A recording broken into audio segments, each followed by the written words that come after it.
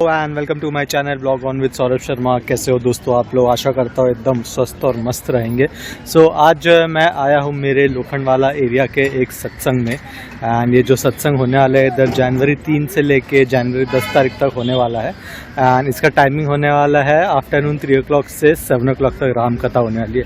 तो चलिए मैं अभी आपको अंदर लेके चलता हूँ एंड आपको बताता हूँ इधर ये सत्संग कैसे होने वाला है एंड इधर क्या क्या फैसिलिटीज़ और व्यवस्था है। आज जो है 3 तारीख है एंड ये फर्स्ट डे है सत्संग का।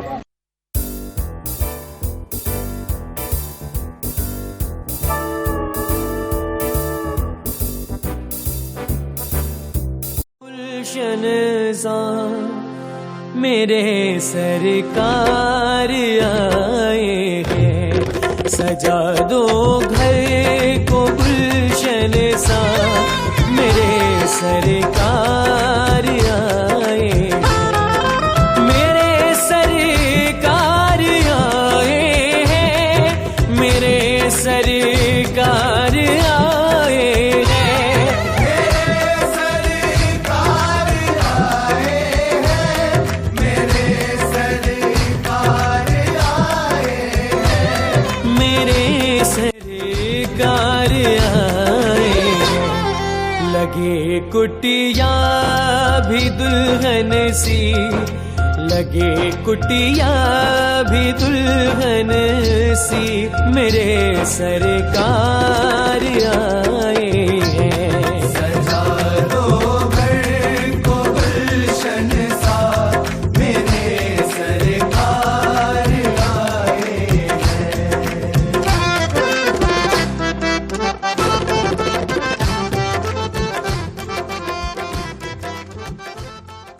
चलिए अभी मैं आपको अंदर लेके चलता हूँ, अंदर से आपको दिखाता हूँ इसके नज़ारे, कैसा सिस्टम दिया है इन्होंने बैठने का। पूजन्तं राम रामेति मधुरं मधुराक्षरम् आरुह्य कविता शाखां वन्दे वाल्मीकिकोकिलम् यः पिबन् सततं रामचरितामृतसागरम् अतृप्तस्तं मुनिं वन्दे प्राचेतसमकल्मषम् ये जो है इधर का एंट्री है, ये आप देख सकते हैं कितने सुंदर तरीके से इसको सजाया गया है। इवन इधर शॉपिंग के लिए आप देख सकते हो तो बहुत सारे स्टॉल्स है, तो अगर आपको शॉपिंग भी करनी हो तो आप इधर शॉपिंग कर सकते हो। एंड ये देखिए अलग अलग स्टॉल्स है इधर, इनका मैं अलग से एक ब्लॉग बना के दूंगा आप लोग को, तो आप लोग फिर देख सकते हो कि क्या चीज़ आपको पसंद आती है, उस अकॉर्डिंगली आप ले सकते हो। तो ये जो कार्यक्रम ऑर्गेनाइज किया है, इनके ऑर्गेनाइजेशन का नाम है सत्संग परिवार एंड ये एक चैरिटेबल ट्रस्ट है जिन्होंने इसको ऑर्गेनाइज किया है। अगर आप कांदिवली लोखंडवाला में रहते हैं तो आप इनको ज़रूर जानते होंगे। एंड ये इधर का टाइम टेबल है दोस्तों, जो कथा इधर होने वाली है। जैसे मैंने आपको बोला 3 तारीख से लेके ये 10 तारीख तक का इनका टाइम है स्केड्यूल एंड अलग अलग दिन अलग अलग कथाएं होने वाली है। उसके लिए मैं आपको इधर एक बार धीरे धीरे बता देता हूँ क्या है कभी का, तो अकॉर्डिंगली आप इधर आ सकते हो आपके चॉइस के अनुसार, और हुआ तो रोज़ भी आ सकते हैं। चलिए अभी मैं आपको अंदर लेके चलता हूँ, अंदर से आपको दिखाता हूँ इसके नज़ारे, कैसा सिस्टम दिया है इन्होंने बैठने का। पूजन्तं राम रामेति मधुरं मधुराक्षरम् आरुह्य कविता शाखां वन्दे वाल्मीकिकोकिलम् यः पिबन् सततं रामचरितामृतसागरम् अतृप्तस्तं मुनिं वन्दे प्राचेतसमकल्मषम् गोष्पदीकृतम्। श्री राधा कृष्ण भगवान की जय, श्री हनुमान जी महाराज की जय, सब संतन की जय, श्री वाल्मीकि भगवान की जय, श्री गोस्वामी तुलसीदास जी महाराज की जय, श्री वेदव्यास भगवान की जय। जय जय सीताराम।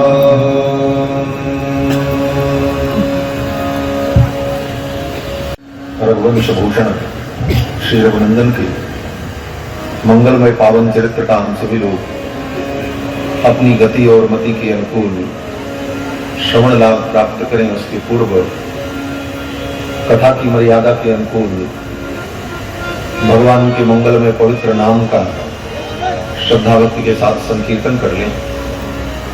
पश्चात भगवान की पावन चर्चा प्रारंभ करेंगे। भगवान का नाम इस कलिकाल में प्राणी के कल्याण का सरल, सुलभ और सुगम साधन है। जिस किसी भी प्रकार से भगवान के मंत्र के सारे पाप नष्ट हो जाते हैं और वह पवित्र हो जाता है। और कथा की मर्यादा है कि कथा के प्रारंभ में, अंत में भगवान के नाम का संकीर्तन हो।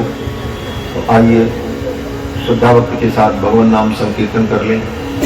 पश्चात भगवान की पावन चर्चा श्रवण करेंगे।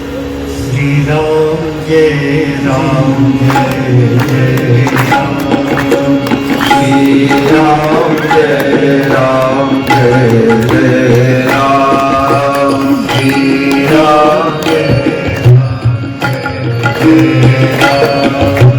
श्री राम जय राम जय राम, श्री राम जय राम जय राम, श्री राम जय राम जय राम, श्री राम जय राम जय राम, श्री राम जय राम जय राम, श्री राम जय राम जय राम, श्री राम जय राम जय राम, सीताराम जय सीताराम, सीताराम जय सीताराम, सीताराम जय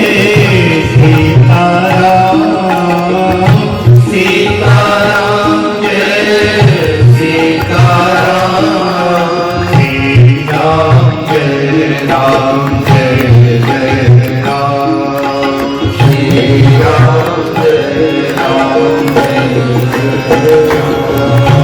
श्री राम जय राम जय राम, श्री राम जय राम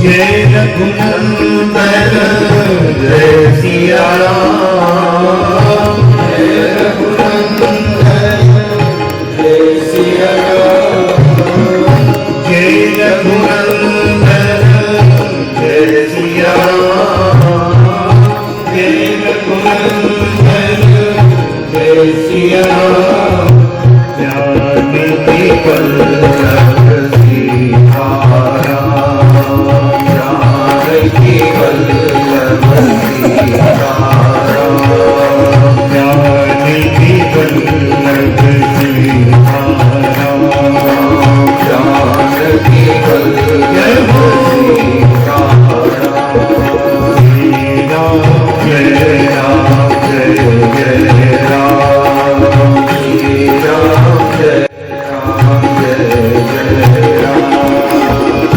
कौशल्या के प्यारे राम, कौशल्या के प्यारे राम, कौशल्या के प्यारे राम, कौशल्या के प्यारे राम, दशरथ राज तुम्हारे राम, दशरथ राज। ब्रह्मांड नायक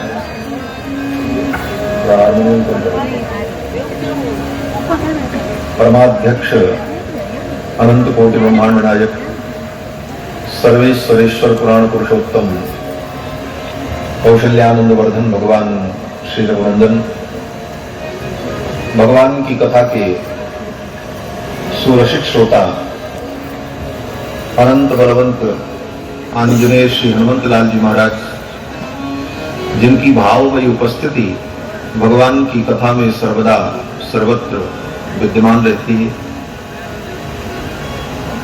और श्रोताओं को तो बुलाना पड़ता है।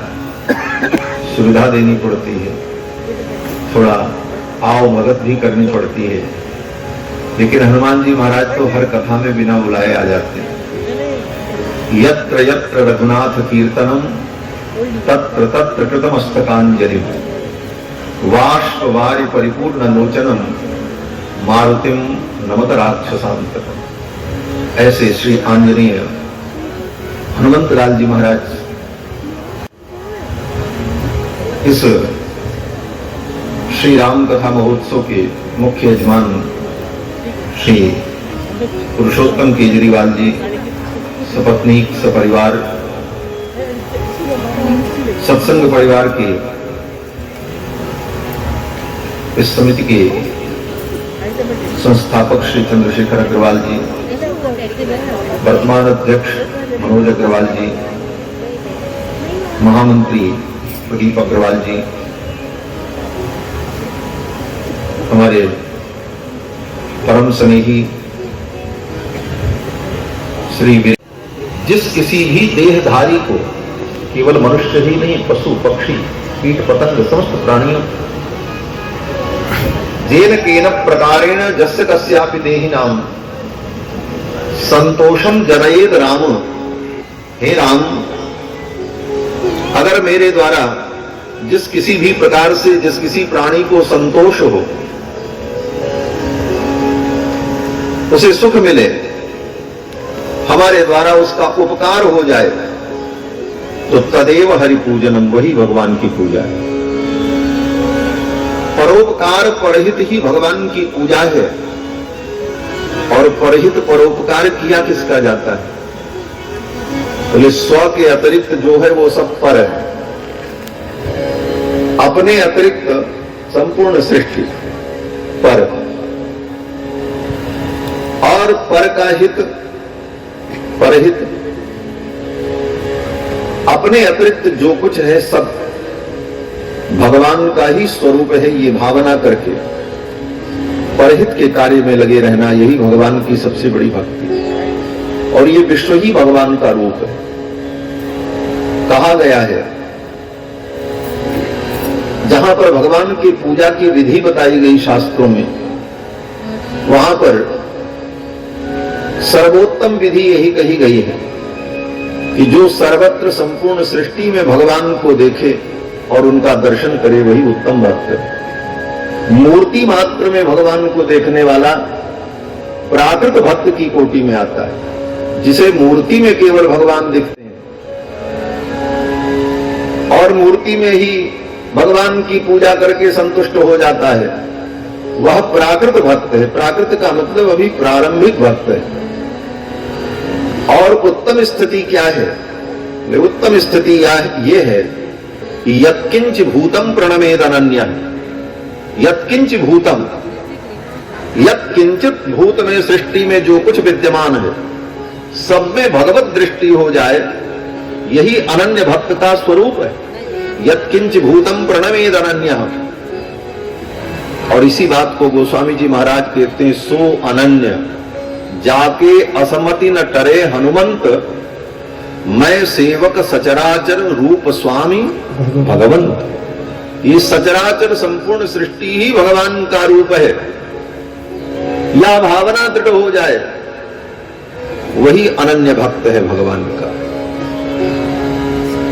और ऐसे अनन्य भक्त का ही भगवान कल्याण करते हैं। गीता में भगवान ने कहा, अनन्याश्चिन्तयन्तो माम ये जना पर्युपासते तेषां नित्याभियुक्तानां योगक्षेमं भाम्य। जो अनन्य भाव से मेरा भजन करता है, अनन्य भाव से मेरा चिंतन करता है, मेरी उपासना करता है, तेषां नित्याभियुक्तानां योगक्षेमं भाम्यहम्। ऐसे भक्तों का मैं योग और क्षेम वहन करता हूं, उनकी देख रेख करता हूं, उनका संरक्षण करता हूं। तो कहने का भाव कि सर्वत्र भगवत बुद्धि हो जाए और अपने अतिरिक्त संपूर्ण सृष्टि को हम भगवान के रूप में देखकर और सृष्टि की सेवा, परोपकार परहित को ही भगवान की सेवा समझकर करते रहें, यही सर्वोत्तम भक्ति, यही सर्वोत्तम भक्ति। क्योंकि ये संपूर्ण विश्व भगवान का ही रूप है। भगवान के विष्णु सहस्त्र नाम का पाठ करते होंगे, उनको मालूम होगा भगवान विष्णु के 1000 नामों में सबसे पहला नाम भगवान का क्या है? विश्व। विश्वम विष्णुर्वषट्कारो भूत भव्य भवत प्रभु। विश्वम विष्णुर्वषट्कारो, भगवान का विष्णु नाम दूसरा है, पहला नाम विश्व। विष्णु सहस्त्र नाम में ही पहला नाम विश्व। ये संपूर्ण विश्व ही भगवान का स्वरूप है। इन्हीं भावों को गोस्वामी तुलसीदास जी ने एक चौपाई में कहा, सिय राम मैं सब जग जानी। सिय राम मैं सब जग जानी, सिय राम मैं सब जग जानी, करम प्रणाम जोड़ी जोग पानी, करम प्रणाम जोड़ी जोग पानी, करम प्रणाम जोड़ी जोग पानी, करम प्रणाम जोड़ी जोग पानी। सिय राम मैं सब जग जानी, सिय राम मैं सब जग जानी, सिय राम मैं सब। सिय राम मैं सब जग जानी, संपूर्ण जग को, संपूर्ण विश्व को भगवान का स्वरूप समझ।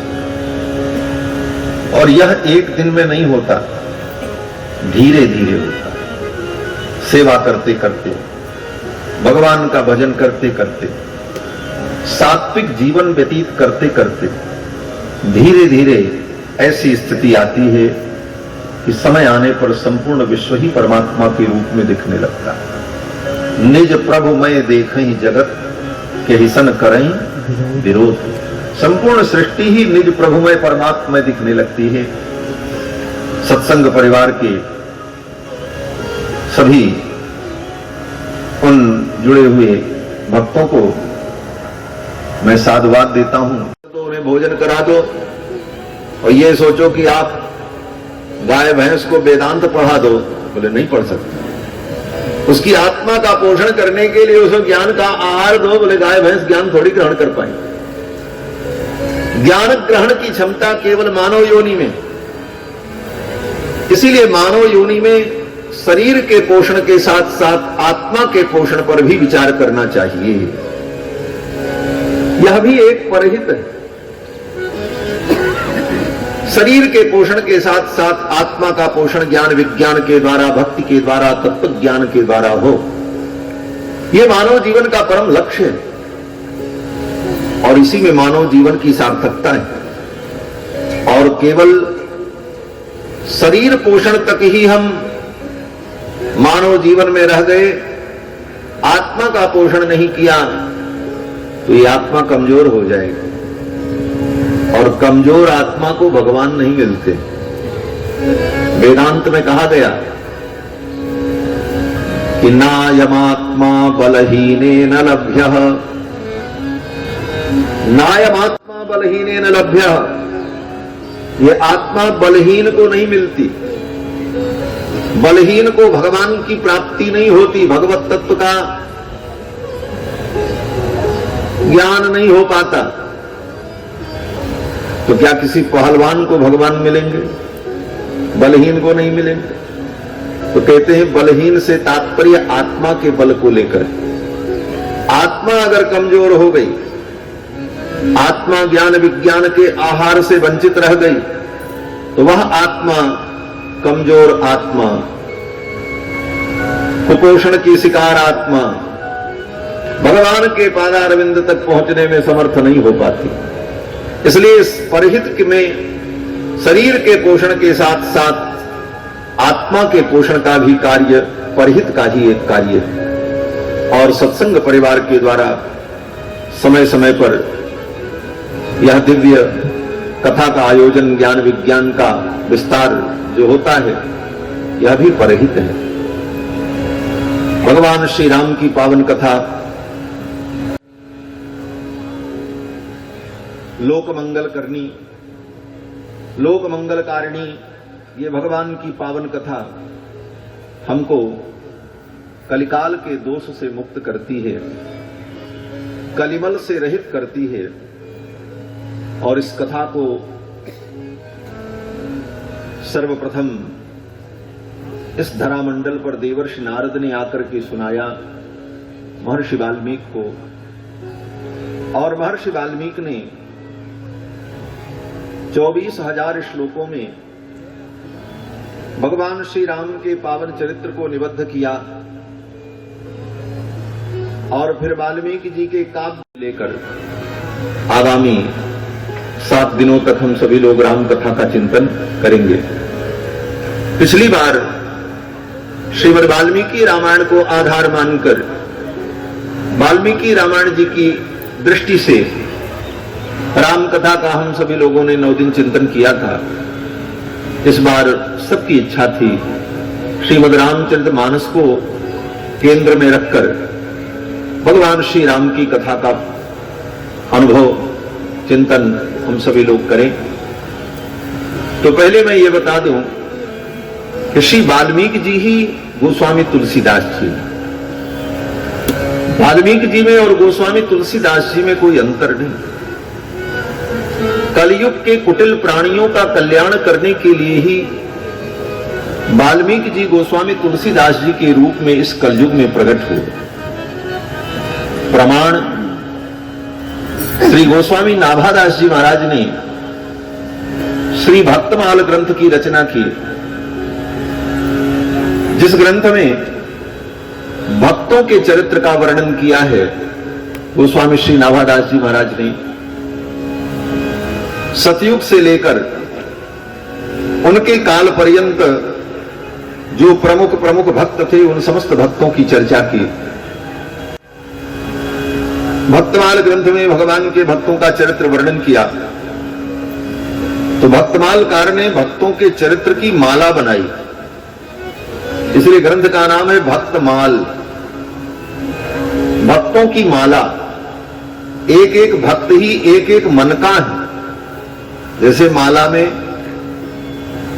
अनेक मनकाएं होती हैं, अनेक फूल होते हैं, तब माला बनती है। अनेक सुमन जोड़ने पर एक माला बनती है। अनेक भक्त जो हैं यही सुमन है, उन भक्तों का सुंदर मन ही सुमन है। और ऐसे भक्तों की माला बनाकर श्री भक्तमाल जी, श्री नाभादास जी महाराज परमात्मा,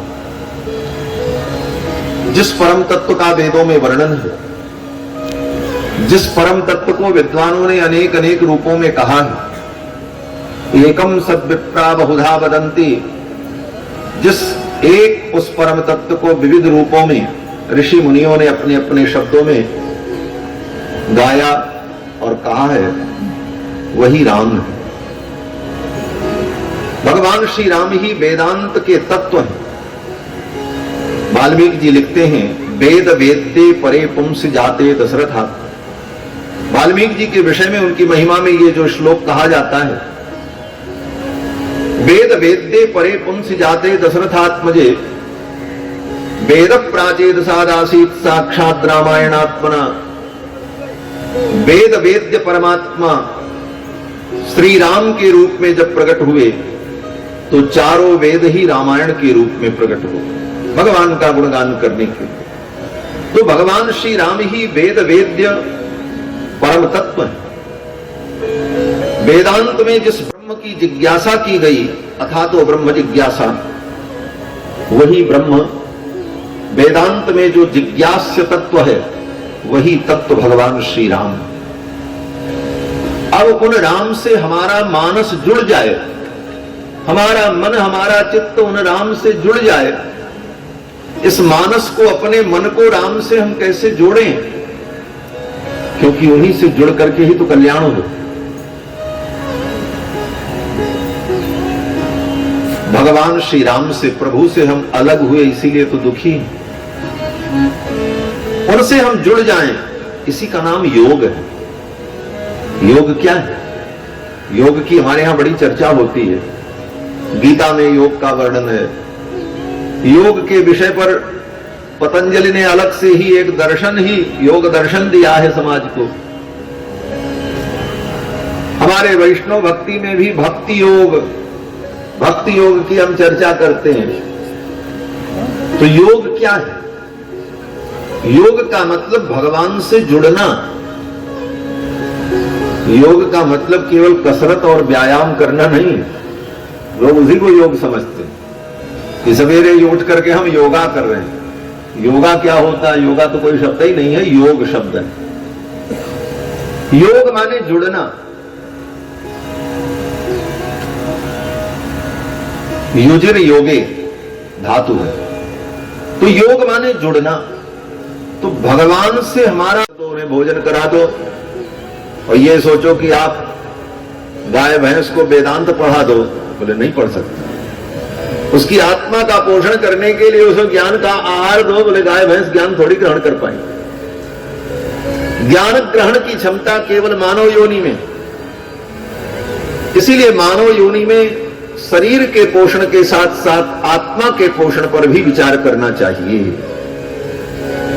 यह भी एक परहित है। शरीर के पोषण के साथ साथ आत्मा का पोषण ज्ञान विज्ञान के द्वारा, भक्ति के द्वारा, तत्व ज्ञान के द्वारा हो। यह मानव जीवन का परम लक्ष्य है और इसी में मानव जीवन की सार्थकता है।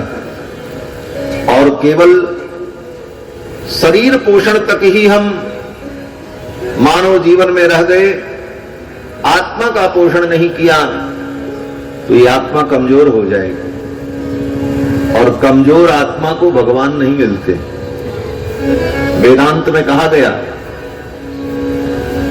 कि नायमात्मा बलहीनेन लभ्यः, नायमात्मा बलहीनेन लभ्यः। ये आत्मा बलहीन को नहीं मिलती। बलहीन को भगवान की प्राप्ति नहीं होती, भगवत तत्व का ज्ञान नहीं हो पाता। तो क्या किसी पहलवान को भगवान मिलेंगे? बलहीन को नहीं मिलेंगे। तो कहते हैं बलहीन से तात्पर्य आत्मा के बल को लेकर। आत्मा अगर कमजोर हो गई, आत्मा ज्ञान विज्ञान के आहार से वंचित रह गई, तो वह आत्मा, कमजोर आत्मा, कुपोषण की शिकार आत्मा भगवान के पादारविंद तक पहुंचने में समर्थ नहीं हो पाती। इसलिए इस परहित में शरीर के पोषण के साथ साथ आत्मा के पोषण का भी कार्य परहित का ही एक कार्य है। और सत्संग परिवार के द्वारा समय समय पर यह दिव्य कथा का आयोजन, ज्ञान विज्ञान का विस्तार जो होता है, यह भी परहित है। भगवान श्री राम की पावन कथा, लोक मंगल करनी, लोक मंगल कारिणी, ये भगवान की पावन कथा हमको कलिकाल के दोष से मुक्त करती है, कलिमल से रहित करती है। और इस कथा को सर्वप्रथम इस धरामंडल पर देवर्षि नारद ने आकर के सुनाया महर्षि वाल्मीकि को। और महर्षि वाल्मीकि ने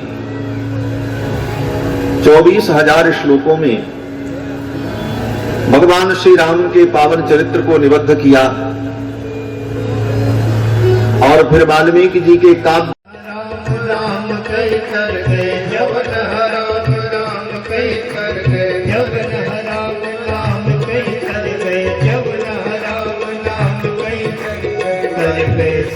कसैया भजोड़े मन प्रेम से राम रघुरैया, भजोड़े मन प्रेम से राम रघुरैया, भजोड़े मन प्रेम से।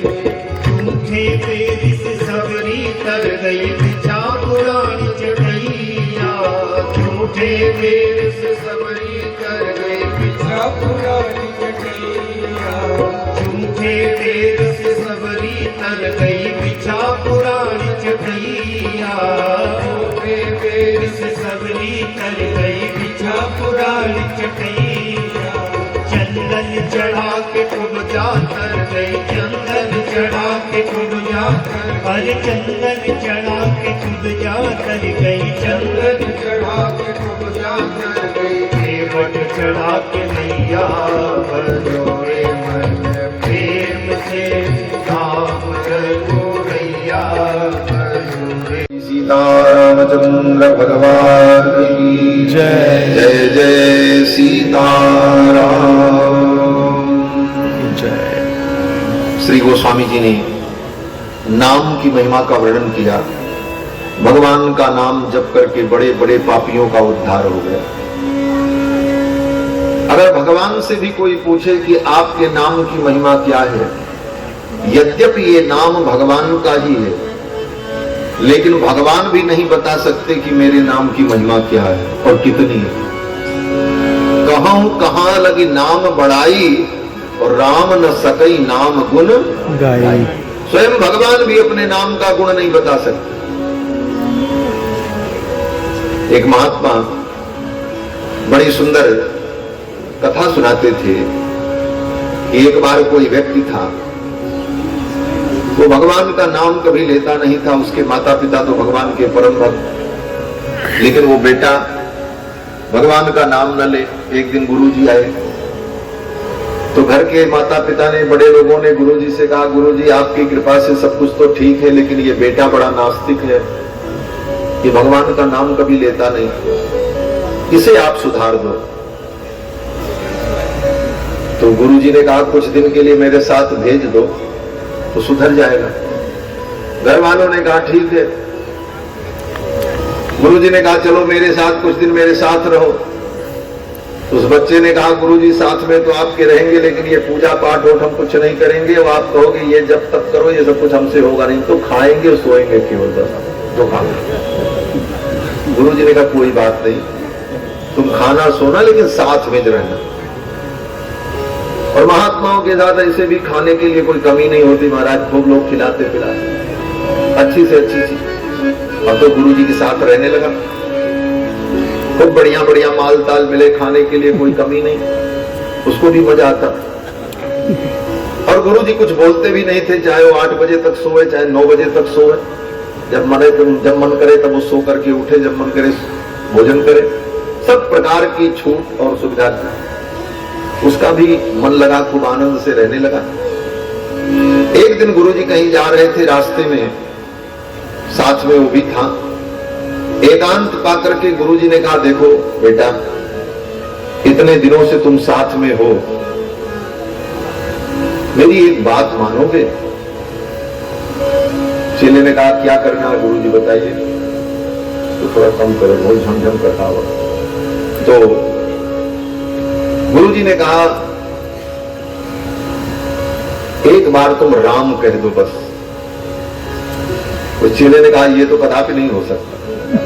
मैंने पहले कहा था कि आप कुछ भी कहेंगे, पूजा पाठ ये सब तो हम नहीं करेंगे, बाकी सब करेंगे। तो गुरुजी ने कहा एक बार राम कह दो, राम कहने से क्या बिगड़ने वाला है? चेले ने कहा होने वाला क्या है? अरे बोले कुछ होने वाला नहीं तो बिगड़ने वाला भी नहीं, एक बार राम कह दो मेरे कहने पर। वो भी अड़ गया, उसने कहा हम नहीं कहेंगे। तो गुरुजी ने देखा कि आज तो इससे कहलवाना ही है। गुरुजी भी कमजोर नहीं थे, मजबूत थे। गुरुजी ने कहा देखो बेटा, यहाँ कोई है नहीं, हम ही तुम ही हैं दो लोग, और आज तो तुम्हें राम कहना ही पड़ेगा, और नहीं कहे तो मैं तुमसे कहलवा लूंगा। तो चेले ने सोचा कि गुरुजी कहीं मारेंगे, तो ये तो हम इनसे तो बच भी नहीं पाएंगे, रहेंगे साथ में ही है, सराहना साथ में ही है। तो उसने सोचा चलो कह देते, एक बार राम कहने से क्या बनना, बिगड़ने वाला है। उसने कहा राम, लेकिन अब दोबारा नहीं कहेंगे। गुरुजी ने कहा बस हो गया काम, दोबारा कहने की जरूरत भी नहीं, एक बार तुमने राम कह दिया, हो गया काम। दोनों चल पड़े। आगे जाने पर गुरुजी ने उस चेले से कहा देखो अब एक बात मेरी सुन लो तुम। बोले क्या? बोले एक बार मेरे कहने पर तुमने जो राम कहा है, अगर कोई व्यक्ति तुमसे कहे कि एक बार राम कहने का फल तुम क्या लोगे, तो तुम अपने तरफ से कोई फल मत मांगना। उस व्यक्ति से कह देना कि एक बार राम कहने का जो फल होता हो वो हमको तुम दे दो, अपने से तुम मत मांगना। एक रहस्य को जानना और दूसरों को बताना, और इसके रहस्य को, इसकी परंपराओं को, इसके सिद्धांत को जीवंत रखना, ये बहुत बड़ी जिम्मेदारी भगवान ने ब्राह्मणों के ऊपर दी। इसीलिए कहा गया ब्राह्मणस्य शरीरोयम क्षुद्र कामाय नेष्यते। ये ब्राह्मण का शरीर क्षुद्र काम करने के लिए नहीं मिला, ब्राह्मण का शरीर छोटा मोटा काम करने के लिए नहीं मिला। ब्राह्मण का शरीर तो इसलिए मिला है कि भूखे रहो, दुख सह लो, लेकिन तप करते हुए शास्त्र का संरक्षण करो, शास्त्र का अध्ययन करो, शास्त्र को बचाओ। शास्त्र रहेगा तभी धर्म रहेगा। और शास्त्र रहेगा कैसे? बोले खाली पोथी के रूप में शास्त्र नहीं रहता। आपके घर में ले जाकर के सारा शास्त्र रख दिया जाए, चारों वेद, 6 शास्त्र, 18 पुराण, रामायण, गीता, भागवत, साथ पूरी लाइब्रेरी रख दी जाए आपके यहाँ, तो क्या आपको धर्म का ज्ञान हो जाएगा? नहीं होगा, जब तक आप उसे पढ़ोगे नहीं, उसे समझोगे। पोथी भी दुनिया में रहे, लेकिन इन पोथियों को पढ़ने की परंपरा ही लुप्त हो जाए, न कोई पढ़ने वाला रह जाए, न पढ़ाने वाला रह जाए, तो पोथियां रह करके भी क्या करेंगे? इसलिए इसको पढ़ना और पढ़ाना, इसका संरक्षण करना, ये ब्राह्मण का धर्म है। और ये ब्राह्मण अपना काम करता रहेगा तो सारा धर्म सुरक्षित रहेगा। इसीलिए भगवान जब धर्म की रक्षा के लिए आते हैं तो सबसे पहले ब्राह्मणों की रक्षा पर उनका ध्यान जाता है। ये तो बचे रहे तो सब बच जाएगा, ये बचेंगे तो सब बच जाएगा, ये सुरक्षित रहेंगे, ये धर्म का पालन करेंगे, सब बच जाएगा। इसीलिए भगवान का जब अवतार होता है तो गोस्वामी जी लिखते हैं भगवान का अवतार क्यों हुआ, तो सबसे पहले नाम लिया विप्र। विप्रधेनु सुर संत हित लीन मनुज अवतार। भगवान मनुष्य के रूप में अवतार क्यों लिए? बोले पहले विप्र की रक्षा के लिए। विप्रधेनु सुर संत हित, ब्राह्मण के लिए, धेनु के लिए, गाय के लिए, संत के लिए और देवताओं के लिए भगवान का अवतार हुआ। तो भगवान के अवतार के कारणों में सबसे पहला कारण यही कहा, विप्र की रक्षा। विप्र का मतलब विशिष्ट रूपेण प्रपूरयति इति विप्रः, जो धर्म के ज्ञान से, शास्त्र के ज्ञान से, परमात्म तत्व के ज्ञान से लोगों को परिपूरित कर दे, लोगों को भर दे, उसको कहते हैं विप्र। विप्र का मतलब यही क्या है? यही निर्णय कराने के लिए इस जीव को लेकर के यहां आए। अब आप बताओ कि एक बार किसी ने विवश होकर के आपका नाम लिया हो तो उसका क्या फल होगा? तो राम जी हंसने लगे। राम जी ने कहा यद्यपि ये मेरा नाम है, लेकिन मेरे नाम का क्या फल है ये तो मैं भी नहीं बता सकता। भगवान ने कहा हम भी नहीं बता सकते। राम न सकई नाम गुण गाई, स्वयं भगवान भी अपने नाम का गुणगान नहीं कर सकते। भगवान ने कहा ये तो हम भी नहीं बता सकते मेरे नाम का फल क्या है। तो यमराज ने कहा कि फिर इसको क्या निर्णय करें, एक बार इसने आपका नाम लिया, इसको हम क्या दें? तो भगवान श्री राम ने कहा देना क्या है, जब यहां तक लेकर के आए हो इसको, तो इसको हमारे पास छोड़ दो, चले जाओ, यही इसका फल है। एक बार नाम लेने का फल राम जी के चरणों में पहुंच गया। भगवान ने कहा क्या फल बतावें, अब इसको यही छोड़ो, जाओ, जब इतनी दूर तक ये आ ही गया है, मेरा दर्शन प्राप्त ही कर लिया है, तो मेरे पास ही रहे। तो गोस्वामी जी महाराज कहते हैं कहां लगी नाम बढ़ाई, राम न सकई नाम गुण गाही। भगवान के नाम की महिमा स्वयं भगवान भी नहीं कह सकते। इसलिए भगवान के नाम का उच्चारण उठते बैठते चलते फिरते सदा करते रहना चाहिए। राम ही सुमिरिय गाई, राम ही संतत सुनिए, राम गुण राम ही। निरंतर भगवान के नाम का उच्चारण करते रहना चाहिए। और इस कलयुग में भगवान का नाम जीव का परम कल्याण करने वाला है। तो आइए भगवान नाम संकीर्तन कर ले। कल शेष चर्चा करेंगे। श्री याज्ञवल्क्य और भरद्वाज संवाद से ये कथा आगे गति को प्राप्त करेगी। तो शेष चर्चा कल के सत्र में। अब भगवान नाम संकीर्तन कर लें, फिर रामायण जी की आरती। बोलो श्री सीतारामचंद्र भगवान की श्री हनुमान जी महाराज की जय जय सीताराम। सीताराम राम राम सीताराम राम राम सीताराम राम राम सीताराम राम राम सीताराम राम राम सीताराम राम राम सीताराम राम राम सीताराम राम राम सीताराम राम राम सीताराम राम राम सीताराम राम राम सीताराम सीताराम राम राम सीताराम राम राम सीताराम राम राम सीताराम सीताराम राम राम सीताराम राम राम सीताराम राम राम सीताराम राम राम सीताराम राम राम सीताराम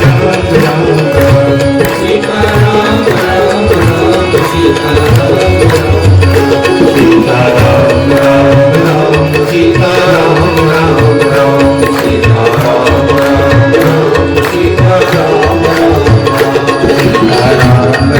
राम सीताराम राम राम सीताराम राम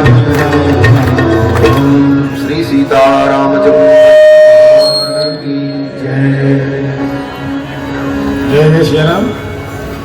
आज तो चलिए दोस्तों, आज का जो ब्लॉग है हम वो इसको यहीं समाप्त करते हैं। आशा करता हूँ आपको आज का मेरा जो ब्लॉग है वो पसंद आया होगा। तो इसी के साथ जय श्री राम बोल के मेरे चैनल को लाइक और सब्सक्राइब कर लीजिए। मेरे चैनल का नाम है blog on with Saurabh Sharma.